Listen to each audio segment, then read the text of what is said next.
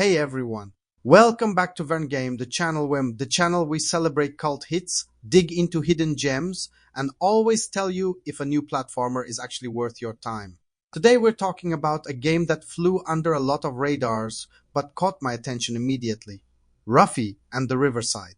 If you grew up on Mario 64, Banjo-Kazooie, or Crash Bandicoot, you probably get nostalgic anytime a new 3D collect-a-thon pops up. But let's be real, most of them end up as forgettable indie also-rans, right? Well, Ruffy does something a little different. So, is this the next indie classic or just a clever copy-paste job?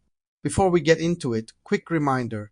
If you love honest reviews, deep dives, and a dash of gamer sarcasm, smash that like button and subscribe. It helps out the channel way more than you think.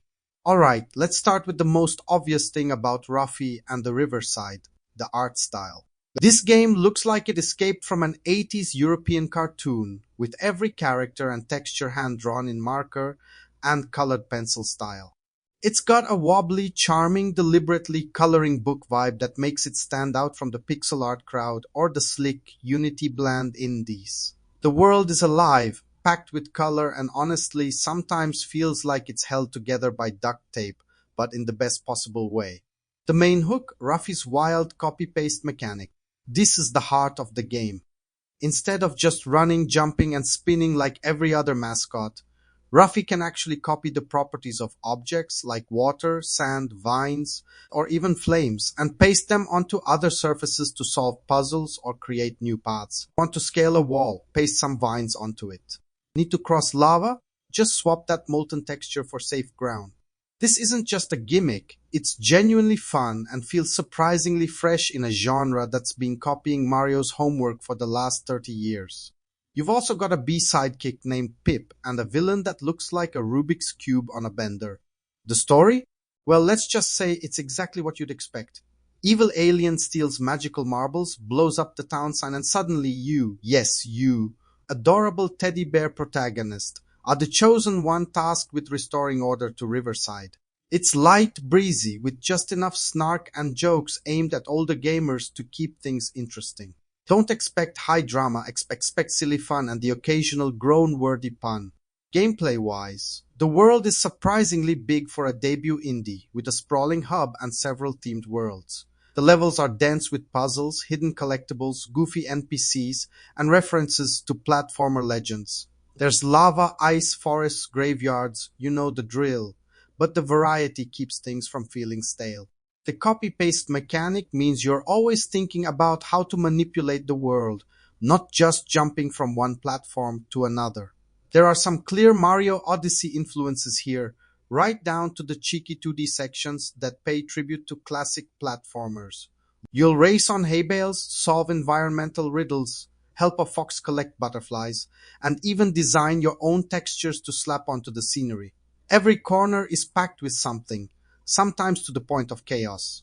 But let's talk about the feel. Ruffy can run, jump, hover, and climb almost anything. The stamina bar keeps things moving, and there's a lovely old-school sense of freedom as you scamper around. The platforming is floaty, maybe even a bit loose for some, but if you grew up on N64-era games, it's instantly comfortable. Here's where things get a little bumpy, literally. Performance on Switch isn't perfect. There are frame rate stutters, especially when loading new areas, and the draw distance can be rough. Backgrounds sometimes pop in with a fog of war straight out of 1999. On Switch 2, it's a little smoother, but still not perfect. It never killed my enjoyment, but if you're a frame rate purist, fair warning. This one's got some hiccups. Enemy and boss design. Let's just say it's not Ruffy's strong suit. There are maybe 5 enemy types in the whole game, and the 3 boss fights are, well, forgettable. They're not tough, they're not clever, and honestly you're going to breeze through them. The focus here is way more on puzzles and exploration than combat, which is fine, but it's something to know going in. Now for the puzzles themselves. The first few hours, the copy-paste mechanic feels magical. It's creative, it's flexible, and it genuinely makes you feel smart when you use it to solve environmental challenges. But as you progress, the game reuses ideas a bit too much. You'll find yourself pasting vines for the 20th time, swapping water and lava, or matching colors on a door with almost no real challenge. Some late game puzzles are so obvious, you'll wonder if you missed something. Don't get me wrong, it's still fun, especially for younger players or the young at heart, but puzzle veterans might be left wanting a bit more depth. That said, there are some real standouts. One graveyard section has you interrogating ghosts for a beauty contest clue, and there's a Lost Woods wood style area with playing card riddles that made me smile. The game can get creative when it wants to, and those are the moments that shine. Collectibles are everywhere as tradition demands. You're hunting for letters, butterflies, gems, coins, and a bunch of secret trinkets.